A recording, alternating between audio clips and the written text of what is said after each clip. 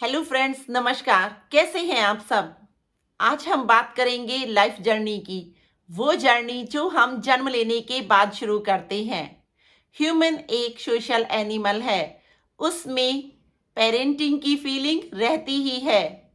हम एक छोटे बच्चे को भी देखें तो वो किसी जानवर के बच्चे को भी कितना प्यार करता है और उसकी केयर करता है, तो फिर ह्यूमन के बेबी को तो कहना ही क्या। तो आइए आज हम बात करते हैं बेबी केयर की और साथ में उस सफ़र को तय करते हैं जो हमने जन्म लेने के बाद शुरू किया था। जन्म लेने से लेकर 3 माह का सफ़र तय करते हैं और साथ में चलते हैं फ्लैशबैक में।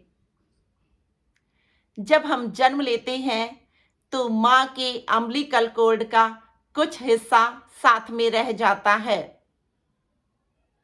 इसे बहुत ही डेलिकेटली हैंडल करना होता है और इन्फेक्शन से भी बचाना होता है, तो कोशिश करें कि इसे टच ना करें। इस पर ऑयल या घी आदि भी कुछ ना लगाएं। 20 से 21 दिन में ये खुद ही सूख कर गिर जाता है। अगर ऐसा नहीं होता है तो डॉक्टर की सलाह ली जा सकती है। इस समय तक बेबी बहुत ही डेलिकेट होता है। उसे बहुत ही केयरफुली हैंडल करना चाहिए। उसकी मसल्स अभी भी बहुत वीक होती हैं।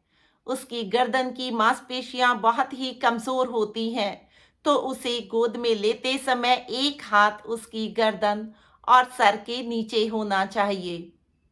उसे गोद में लेते समय अपने हाथ भी अच्छी तरह से धोकर स्टरलाइज कर लेने चाहिए, जिससे न्यूबॉर्न को कोई इन्फेक्शन ना हो। न्यूबॉर्न को माँ का ही दूध पिलाना चाहिए। माँ का दूध एक सर्वोत्तम आहार है और एक कंप्लीट फूड है।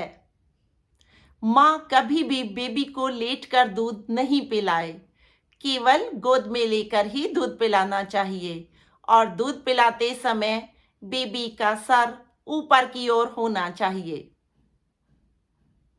दूध पिलाते समय कुछ गैस भी बेबी के पेट में चली जाती है। उसे निकालने के लिए बेबी की पीठ को हल्के हाथों से थपथपाना चाहिए। बेबी को आरामदायक कमरे में रखना चाहिए। वहाँ का टेम्परेचर थोड़ा सा वार्म ही होना चाहिए। ये 32 डिग्री से 38 डिग्री सेंटीग्रेड तक होना चाहिए।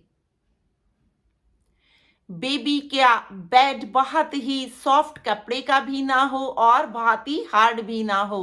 कॉटन के कपड़े का बेड बेबी का होना चाहिए और उसकी साफ सफाई का बहुत ही ध्यान रखा जाना चाहिए। बेड के कपड़े में कोई भी चेन, जिपर या फिर वॉलक्रो नहीं होना चाहिए। बेबी के कपड़े भी कॉटन के होने चाहिए और बहुत ही सॉफ्ट कॉटन के होने चाहिए जो उसकी स्किन को टच करें। उनमें भी कोई वॉलक्रो, कोई बटन या फिर चेन नहीं लगी होनी चाहिए। ये बच्चे को नुकसान पहुंचा सकती है। बेबी के कपड़ों की, उसके बेड की साफ सफाई का बहुत ही ध्यान रखना है। कोशिश करें डायपर ना लगाएं। नेपी का ही यूज़ करें, कॉटन की बनी हुई नेपी का, और गीले होते ही तुरंत उनको चेंज कर दें। इसके कपड़ों को गर्म पानी में बॉयल करें और फिर स्टरलाइज भी करें, धूप में सुखाएं।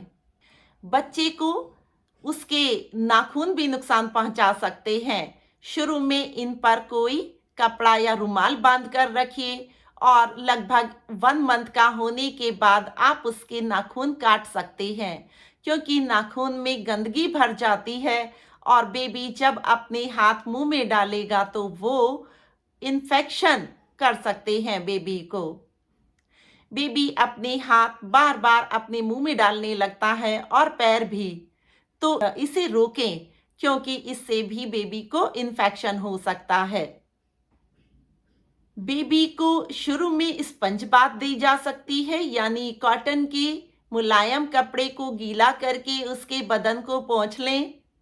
उसके कान के पीछे और हाथ की उंगलियों की लकीरों में जो गंदगी भर जाती है उसे भी साफ करें। 1 महीना बाद आप उसे डेली नहला सकते हैं, लेकिन नहलाते समय ध्यान करें कि पानी उसके नाक, आँख, मुंह या कान में ना चला जाए।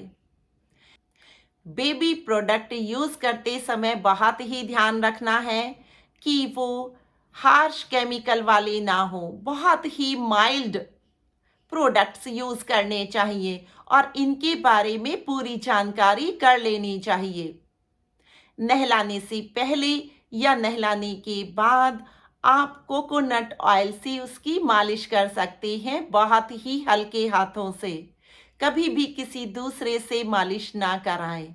माँ का स्पर्श अलग ही होता है, इससे बेबी को आपका स्पर्श भी मिलेगा और उसकी स्किन हाइड्रेटेड भी रहेगी, मॉइस्चराइज्ड भी रहेगी। साथ ही बेबी के सोने और जगने के समय को ऑब्जर्व करें। इस समय बेबी 13 से 16 घंटे तक सोता है। उसका पेट भरा होना चाहिए। उसे हर घंटे ही माँ का दूध चाहिए। इस समय बेबी रोता भी है, तो कभी कभी तो उसको रो लेने दें, क्योंकि इससे उसकी फेशियल मसल्स की एक्सरसाइज होती है। लेकिन ध्यान करें, ऑब्जर्व करें कि ये रोना पेनफुल नहीं होना चाहिए। बेबी इस समय लाइट के लिए भी सेंसिटिव होता है और धीरे धीरे उसे पता चलने लगता है रोशनी का और अंधेरे का। उसे नेचुरल लाइट में रखें और डिम लाइट और कैंडल लाइट में भी रखें, लेकिन सनलाइट में ले जाने से पहले उसकी आईज को प्रोटेक्ट करें। सन ग्लासेस भी लगा सकते हैं। सुबह की हल्की धूप बेबी को दी जा सकती है। साथ ही उसकी वैक्सीन्स का भी ध्यान रखें, उनका टाइम नोट करें और समय पर बेबी को वैक्सीन लगवाएं। इस समय बेबी का अपनी माँ से एक बॉन्ड बन जाता है। वो माँ की आवाज़ पहचानने लगता है और वो माँ का चेहरा भी पहचानने लगता है। माँ को उससे बात करनी चाहिए।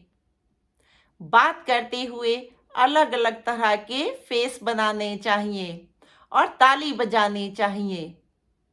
इससे उसकी मसल्स, ब्रेन सेल्स ज़्यादा तेजी से डेवलप होंगी।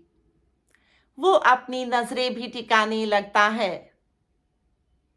वो चीज़ों को पहचानने लगता है। अगर हम मुस्कुराएंगे तो वो भी मुस्कुराता है। वो रिफ्लेक्शन देता है। हमारे बोलने से बाद में उसे भी बोलते समय हमारी स्पीच थेरेपी को वो रिपीट करेगा। अब बेबी का टमी टाइम भी शुरू हो जाता है। 2 माह बाद आप उसे उल्टा लिटाना शुरू करें, लेकिन ये समय 2 से 3 मिनट का ही होना चाहिए। बाद में धीरे धीरे इसे बढ़ाया जा सकता है और इस समय आप उसके साथ ही रहें, उसका ध्यान रखें। इस समय बेबी भी आ, ऊ जैसी आवाजें निकालने लगता है। ये उसके सोशल बिहेवियर के लिए अच्छी होती हैं। बेबी को कभी कभी हनी दिया जा सकता है। बाकी माँ का दूध सर्वोत्तम आहार है।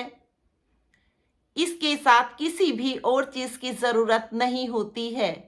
माँ के दूध पर एक कंप्लीट वीडियो में हम बात करेंगे।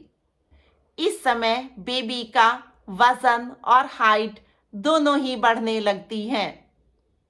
हमें इसे ऑब्जर्व करना है।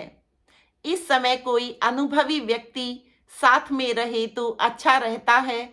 इससे माँ की देखभाल भी हो जाती है। बच्चे को सुलाते समय उसके आसपास कुशन से या फिर ब्लैंकेट से एक कवर बना देना चाहिए, जिससे वो प्रोटेक्टेड रहेगा। ये बहुत ही खूबसूरत समय है। अपने बच्चे के साथ इसे एन्जॉय करें। ये समय फिर वापस नहीं आने वाला है। तो अपने बच्चे को प्यार करें, उसके साथ रहें, उसकी एक-एक एक्टिविटी को नोट करें और इस खूबसूरत जीवन को अनुभव करें। आशा है इस सफ़र में आप मेरे साथ रहेंगे। बहुत-बहुत धन्यवाद।